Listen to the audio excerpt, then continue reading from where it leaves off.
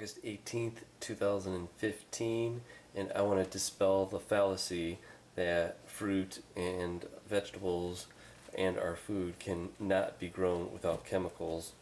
Now I'm harvesting this right now because this branch got so heavy with the purple plums that it broke. So I had to harvest it early. But look at this, this is one branch. There's a little bloom on it. I washed these with the water, and this has not been sprayed with no insecticides or pesticides. It is a zero spray fruit.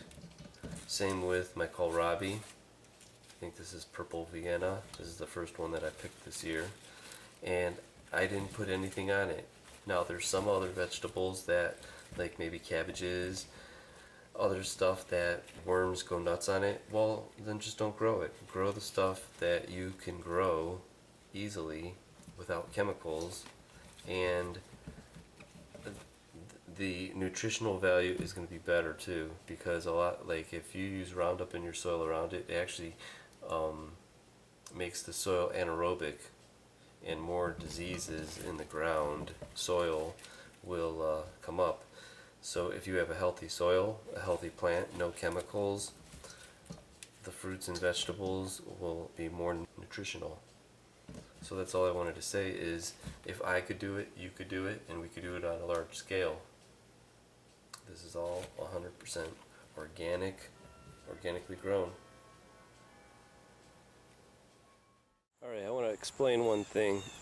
Zero spray produce growing means that there are no chemicals, insecticides, pesticides sprayed on any of these plants whatsoever. That's the fallacy. They want to make you believe that you can not grow without chemicals. Now, conventional growers, you're going to have synthetic pesticides. Organic growers, you're going to have organic pesticides. But still, all pesticides are bad for you. Insecticides, they were created to attack the nervous system of the insect. A zero spray produce growing is a new standard.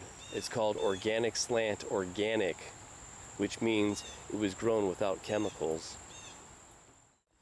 Now look it, you might have some weeds here, but that's alright. I'm not using an herbicide. Look at an orange pepper, an orange bell pepper. Look at, grown without chemicals. Look at here. Red peppers, grown without chemicals. Purple curly kale, grown without chemicals. Pole beans, although they're in flower, grown without chemicals. Bush beans, grown without chemicals. Dinosaur kale, grown without chemicals. Tomatoes, Chadwick cherry, grown without chemicals. Green basil, grown without chemicals. And remember, you got to pick the flowers off. I kind of put them in late. There's a baby Cocozella zucchini, grown without chemicals. Siam queen Thai basil, grown without chemicals. Here's a red bell pepper that's turning, grown without chemicals. Here's one of the bush beans, grown without chemicals. And I'll tell you what, as soon as you pick this, the nutrient levels start dropping. So the advantage of growing your own is the nutritional value is much greater in something that is just picked. Usually fruits and vegetables, mostly I would say fruits, they get them picked before they're ripe, and they ripen at home.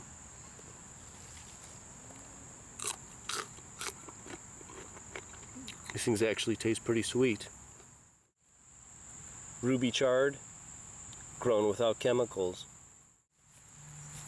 Actually got some golden tomatoes that look like they're ripe, grown without chemicals. There's some dill, grown without chemicals. Actually, I even like eating this stuff raw. Here's another tomato, Indigo Blue Beauty, starting to turn purple or blue, grown without chemicals. Purple basil, bet you there's some anthocyanins in there, grown without chemicals. Matter of fact, I'll try one. Amazing. Miniature eggplant named Hansel, grown without chemicals. Swing over here. Here is my cabbage, grown without chemicals. Purple Vienna kohlrabi, grown without chemicals. This is about to be picked right now. Red-leaved beets. See the little beet growing there? You could even eat the leaves. Grown without chemicals. Last but not least, I got my cilantro and my dill, grown without chemicals.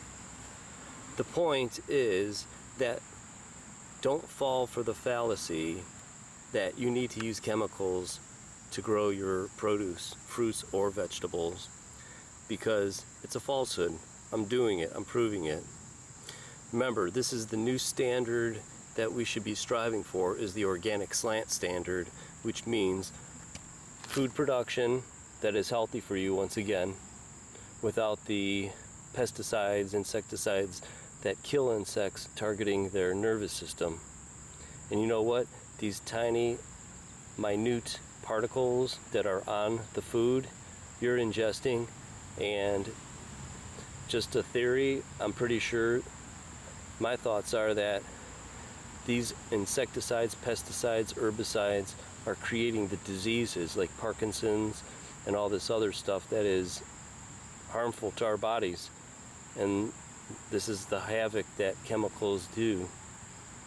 Just not good for you. So grow your own without chemicals, see if it can be done, and I will bet that you can do it. Simple and easy as that. Yeah, I couldn't forget my fruit trees. Now this, let me see what kind of variety this is. This is a Stanley plum, grown without chemicals. See that? Right, this is a Burbank elephant heart plum, grown without chemicals. And last but not least, it's another Italian plum, grown without chemicals. And the harvest is so big that the branches are breaking, grown without chemicals. Alright, I'm going to leave you with this. These are some wild crab apples, never been sprayed. So how is it that nature's fruit production is loaded and it's also grown without chemicals?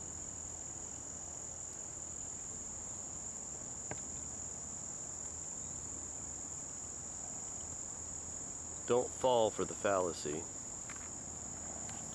Oh yeah, elderberries, grown without chemicals.